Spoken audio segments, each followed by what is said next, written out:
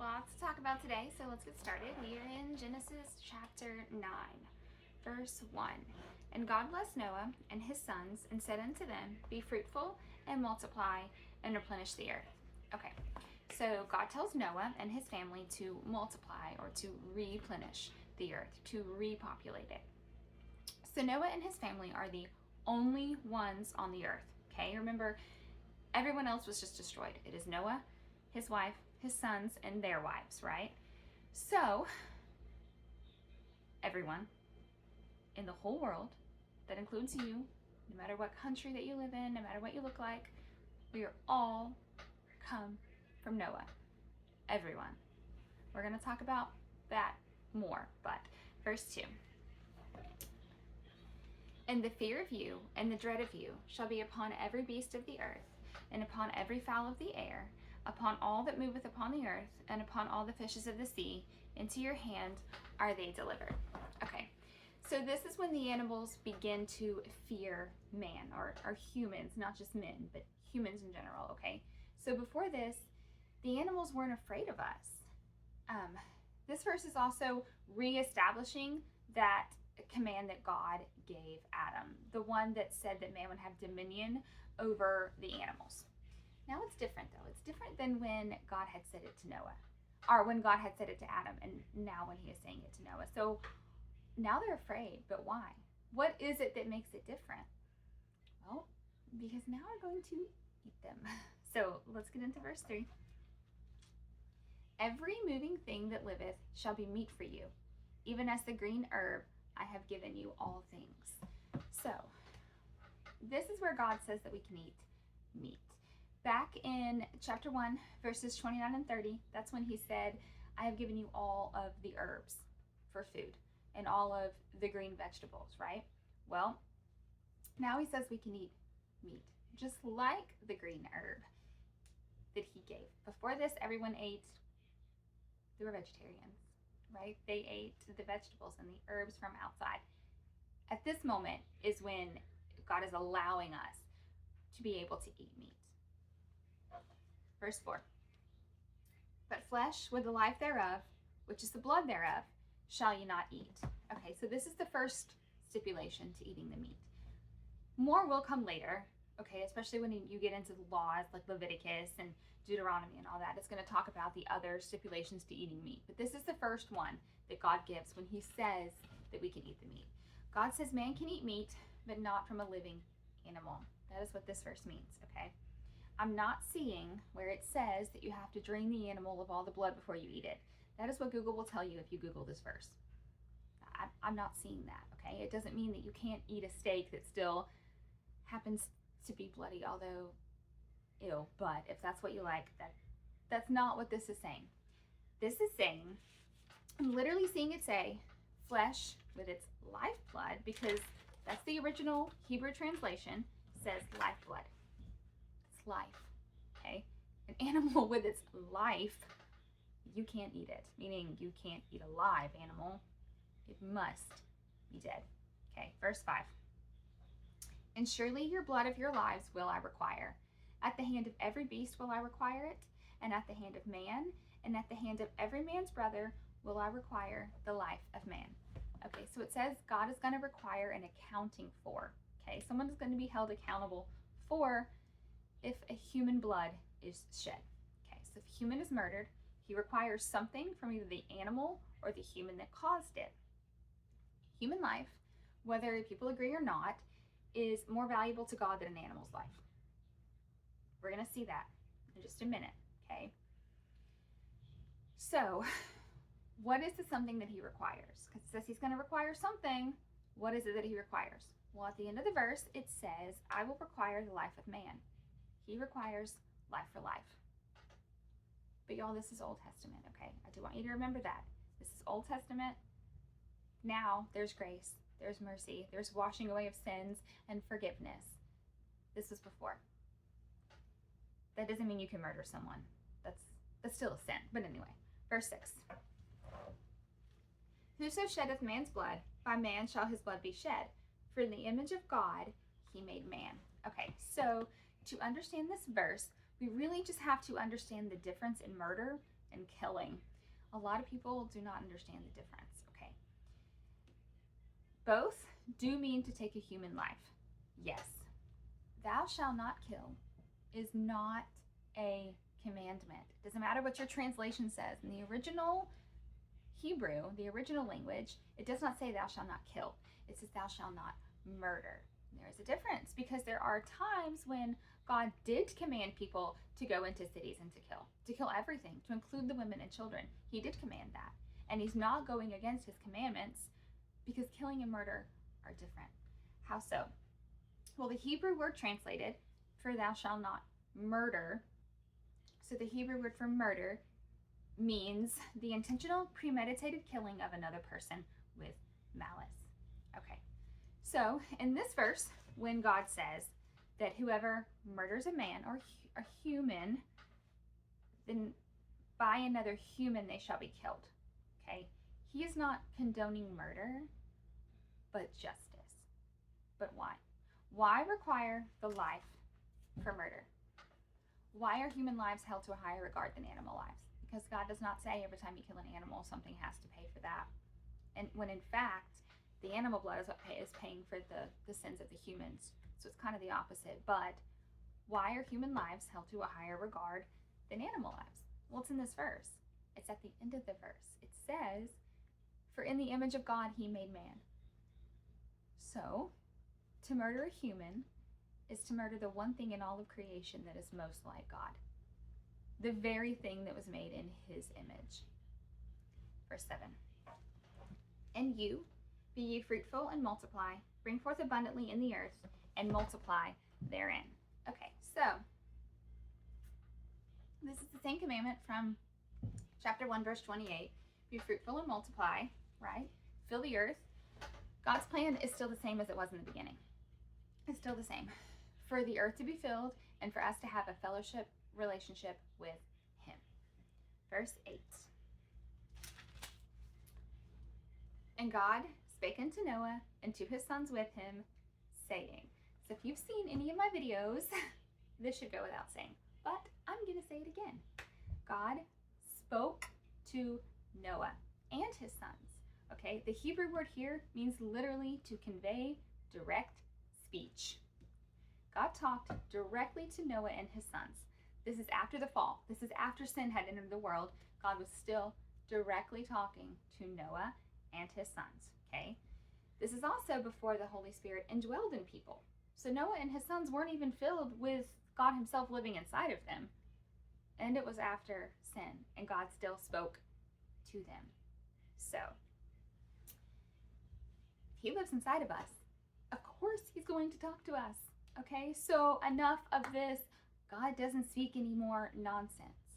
Maybe if people stopped saying that they'd be quieter and can actually hear him talking to them. But anyway, moving on to verse 9. It says, and I, behold, I establish my covenant with you and with your seed after you. So interesting, the word behold used in the King James Version here is actually a Hebrew word meaning here I am. So God is telling them, here I am, to establish a covenant. Now what is a covenant? The definition of a covenant is the divine ordinance with pledges, meaning God is going to do something, okay? He's going to keep his promise, but he's also going to do something as well.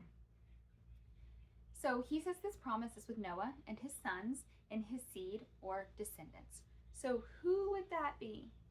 Literally everyone, right? We just said all colors, all races, all nationalities, all languages, all people. Everyone is going to come from Noah. So that means you and me and literally all the people you see every day. Everyone. But we're going to talk about that in chapter 11 because I know you're thinking, how? Chapter 11. Okay, just wait for that. All right, verse 10. And with every living creature that is with you, of the fowl, of the cattle, and of every beast of the earth with you, from all that go out of the ark to every beast of the earth. So he goes further here, okay, and says, my promise isn't just with humans, but it is with all living things. Okay, but look how intentional the words are here, though. all animals with you. Okay, that's what God said. All that came out of the ark. That doesn't mean that my dog isn't included because she didn't come off the ark, right? It does mean the descendants of the animals as well, just like with Noah. But what it doesn't mean are the living things or creatures that would be created again. And we all know, if you read 2 Samuel or Numbers, that there are giants later. And we all also know that those are the hybrid creation between humans and angels. So the covenant is not with them. Those are not things that were on the ark and then were released off the ark. Those are things that will be created again. So, verse 11. And I will establish my covenant with you. Neither shall all flesh be cut off any more by the waters of a flood, neither shall there be any more a flood to destroy the earth. Okay, so this is the promise part of the covenant. God says, never again will all flesh die from a flood or the entire earth be destroyed by flood waters. So does that mean that nobody will ever die from a flood? No. Does that mean there's never going to be a flood again? No. There will be floods. People will die. The promise is that the whole earth won't be flooded, and then everyone won't be destroyed. All right, verse 12. And God said, this is the token of the covenant which I make between me and you and every living creature that is with you for perpetual generations. Okay, remember that we just said a covenant is something that God has. He has a promise, but then he also has to do something. So this is him introducing to something that he's going to do. Okay, he says that this is something he's about to do. This is the token of my promise for you and for every future generation. Okay, so that word token, the literal definition of the Hebrew word is evidence. Okay, it refers to a visible, tangible indication of something significant. God says, I made you a promise, and here is the visible evidence. This visible evidence will last for perpetual generations, meaning that's forever or until the end of this earth. So what is that visible evidence, that token that we can see? It's visible, right? Let's read 13.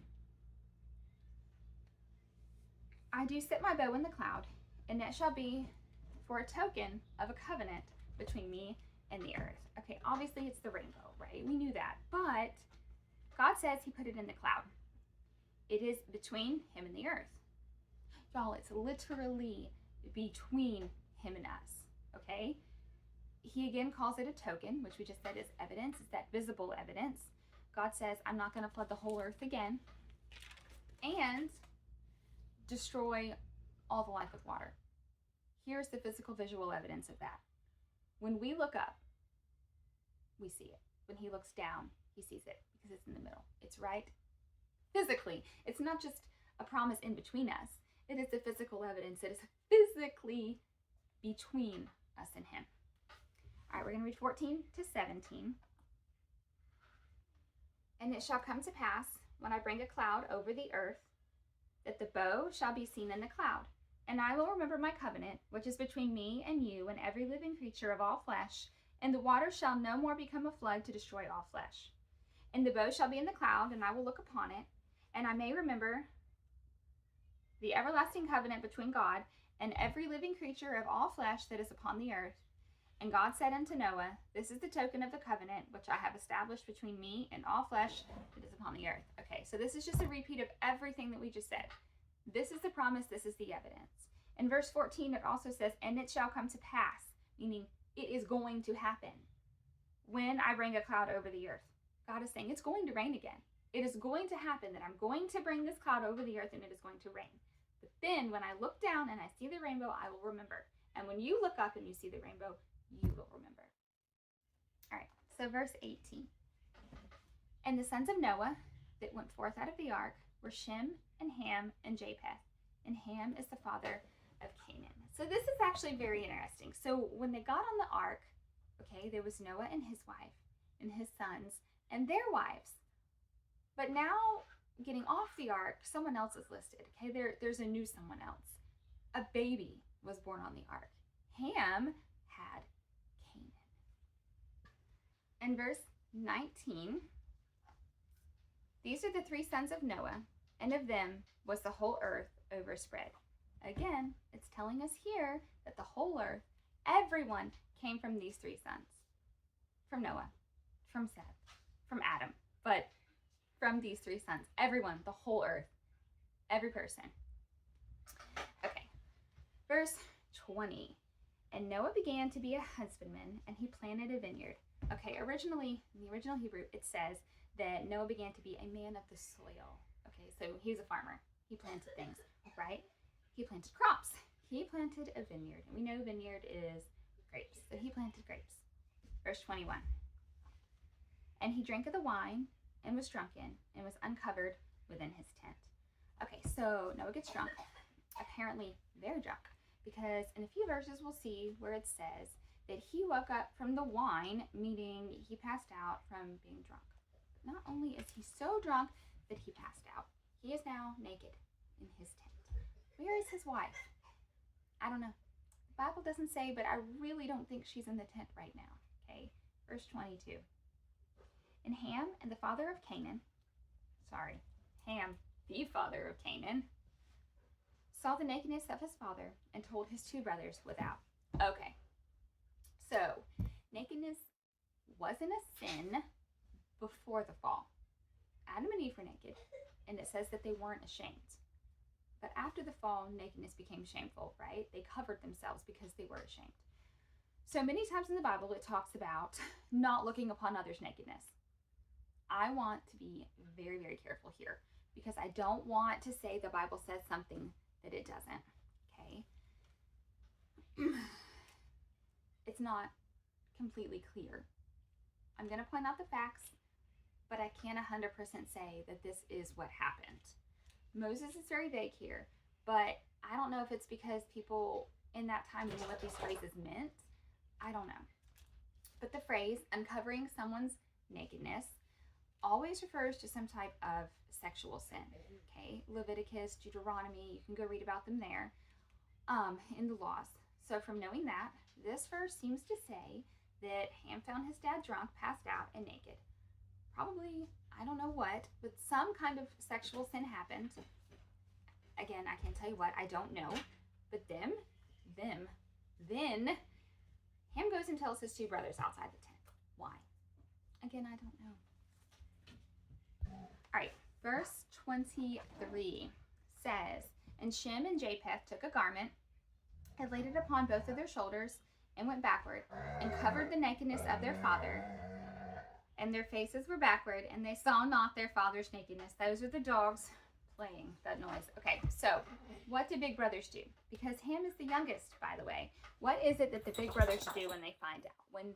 When Ham goes outside and tells them what he did? They take a piece of clothing, they held it between them on their shoulders, and then they walk backwards to cover up their dad.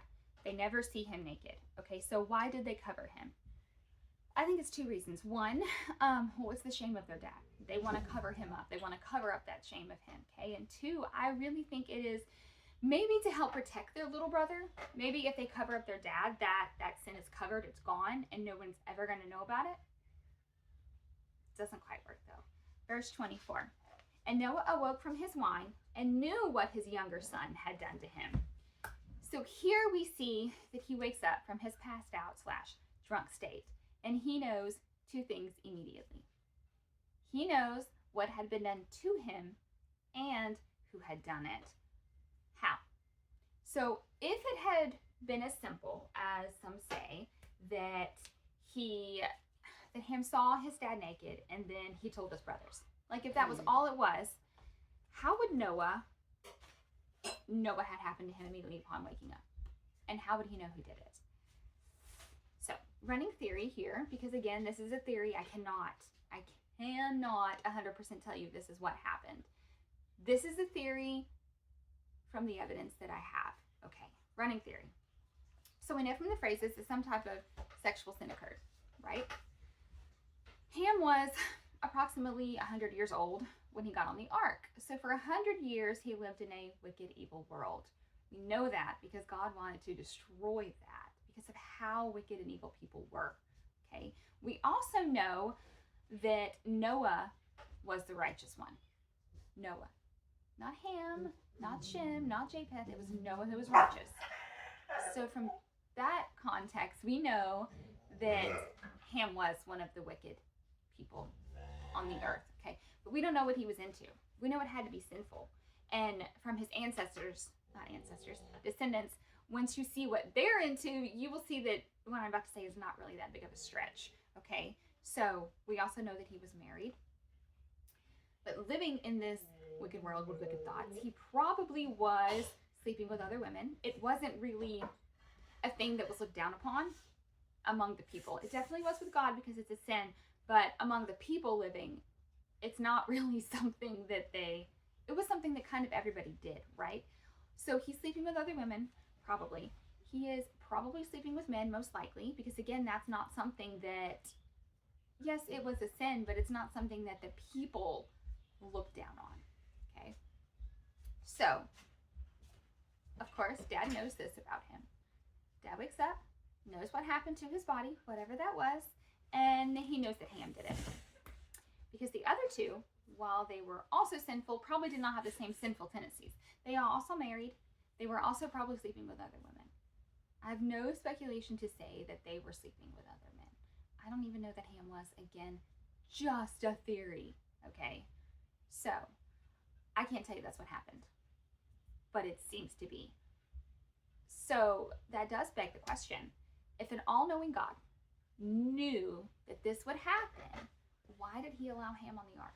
Even if it wasn't what we all think it is, right? Even if it was just some kind of small sin isn't small, but something else. Why would God allow Ham on the boat, on the ark?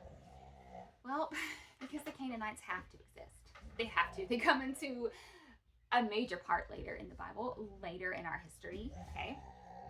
Also, we live in a broken world, right? People are slaves to their sin. Toby! Sorry. So, people are slaves to their sin. God, he doesn't want us to sin, but he isn't going to stop us from sinning. He wants us to make that choice.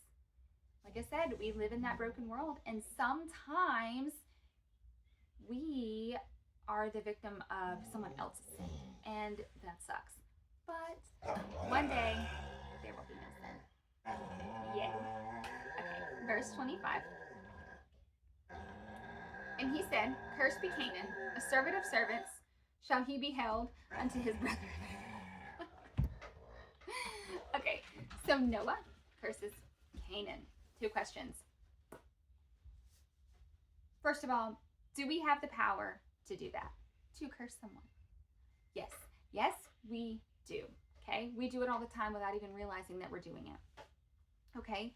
Spirits attach themselves to the words that we speak, right? To make sure that they happen. Usually, the curses that we are doing are on ourselves. We say things like, I'm so stupid, I'm ugly, I'll never do it, I'll never get married, I'm gonna die. Stop saying those things. Stop saying those. Don't say them over your children either, okay? Stop it. They are curses. Stop that. Second question. Why did he curse Canaan when Ham committed the sin? A few reasons. Because God has already shortened the lifespan, right? Ham isn't going to live to 900 years old. And also, this is literally the definition of generational curses. But what are generational curses? Okay, so sins that our parents, grandparents, great-grandparents committed will invite spirits or open doors, okay? Spirits like to travel bloodlines. They do. It's easy that way. Why do you think things like alcoholism or depression run in families? It's not something that really, like, that doctors can prove is passed down, but yet they know that it is. It is. You go to the doctor and they're like, do you have a family history of depression? Because even doctors realize that it is something that is passed down, okay? It's called generational curses. He didn't just curse Ham, he cursed his whole bloodline, all of his descendants in the future. But what was the curse? It says to be the slave of slaves. That's the lowest. It's not even a regular slave, which is bad enough, okay? It says he will be the slaves of slaves. But it doesn't stop there. Okay, verse 26 says, and he said, blessed be his servant. Oh, sorry. And he said, blessed be the Lord God of Shem, and Canaan shall be his servant. Okay, so notice that Noah isn't blessing Shem here. He is blessing the God of Shem, meaning that Shem already has a relationship with God. Okay, and then he goes on to say that Canaan is going to be a servant for Shem. Nope, a servant for God. Now that's not like us Christians who say, okay, I want to be a servant of God. God is going to use the Canaanites as a tool for him, for his people, okay? And then that's the descendants, like we said. That's not just Canaan. That's all the Canaanites. All right, verse 27. God shall enlarge Japheth, and he shall dwell in the tents of Shem, and Canaan shall be his servant. Okay, so Noah is saying that God is going to enlarge. Enlarge, we know, means make bigger or bring up Japheth, okay? This is going to bring him up to a relationship with God. He's going to have the same God as Shem, as Noah, which we know is the only God. But it says he will dwell in the tents of Shem. Now, that is talking about having the same spiritual blessings as Shem, okay? And that Canaan is going to be the servants of Shem and Japheth. Again, descendants-wise, okay? All right, verses 28 and 29. And Noah lived after the flood 350 years. And all the days of Noah were 950 years old, and he died. Okay, so Noah was 950 years old when he died. Remember, in chapter 6, verse 3, it talks about how God was going to shorten man's lifespan. And that was right after he decided to flood the earth. So Noah was already born. Noah had already been alive 500 years at that point. Okay, so now is where we're going to see that begin to take place in the descendants of Noah and their descendants. And all the way up until now, obviously we don't live to 120 years because apparently it's been shortened again. But, bye guys.